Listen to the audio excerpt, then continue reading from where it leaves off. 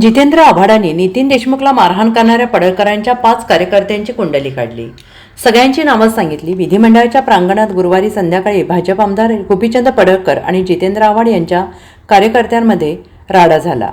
यावेळी पडळकरांच्या 5 कार्यकर्त्यांनी जितेंद्र आव्हाड यांच्या नितीन देशमुख या कार्यकर्त्याला मारहाण केली. मात्र पोलिसांनी पडळकरांच्या फक्त एका कार्यकर्त्याला ताब्यात घेतल्याचा आरोप जितेंद्र आव्हाड यांनी केला आहे. गोपीचंद पडळकर यांनी आपल्या कार्यकर्त्यांना खुणावलं आणि त्यानंतर त्यांनी नितीन देशमुखला मारहाण केली आणि ते मला मारण्यासाठी आले होते.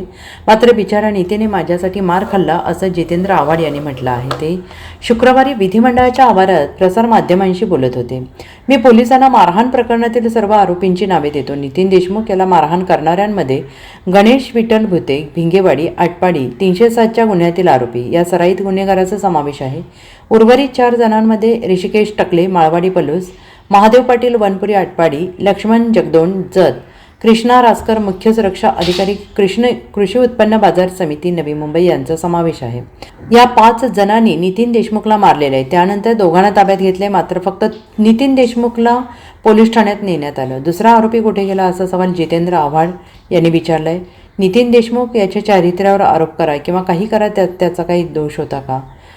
त्याचा राग अनावर झाला, त्याला उद्विग्न केलं, स्वाभाविक हे सगळं झालं असं जितेंद्र आव्हाड यांनी म्हटलंय. मी या सगळ्या विरोधात पोलिसांना जाब विचारला म्हणून माझ्यावर गुन्हा दाखल झाला आहे. माझं अर्ध आयुष्य आंदोलनात गेले, त्यामुळे मला गुन्हा दाखल झाल्याने धक्का वगैरे बसलेला नाही. आंदोलन करणं हा विरोधी पक्षाचा अधिकार आहे. मी कार्यकर्त्यांसाठी लढणारा माणूस आहे. माझ्यावर काय गुन्हा झाला तरी मला काही फरक पडत नाही. मी कार्यकर्त्यांना एकटं सोडत नाही असंही आव्हाड यांनी म्हटलेलं आहे.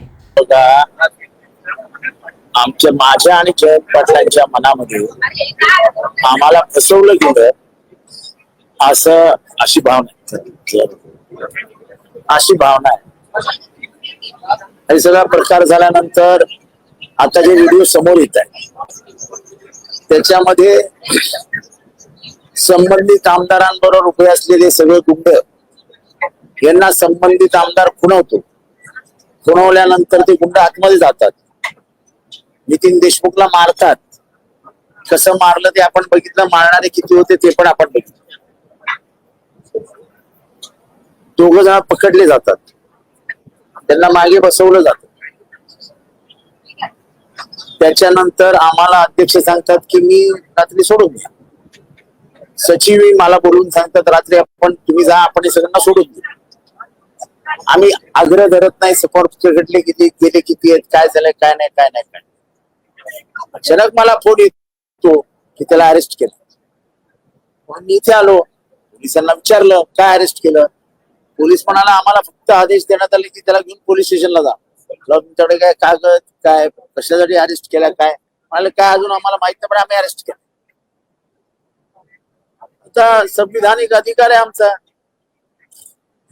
काय आम्ही गुंड नाहीये. लोकशाही मधला आंदोलनाचा अधिकार वापरत आम्ही आंदोलन केलं. गुन्हा दाखल करायचा असेल तर they are free to do it, त्यांना मोकळे करावं.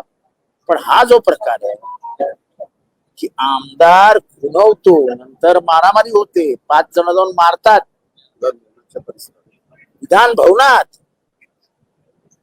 आरोपी कोण, नाव देतो आरोपीची. पोलिसांना हवी आहेत ना नावं, या नाव गणेश विठ्ठल भुते हा नॉन क्रिमिनल आहे. हिंगेवाडी, आटपाडी, ऋषिकेश टकले, त्याच्या बरोबर असलेले महादेव पाटील, वनपुरी, आटपाडी, कृष्णा रासकर आणि लक्ष्मण जगदोण, ते 5 जण मारायला असताना तुम्ही 1 जणाला अरेस्ट केला, 2 जणांना ताब्यात घेतलं आणि शेवटी पोलीस स्टेशनला परत 1 जणच गेला, दुसरा कुठे गेला.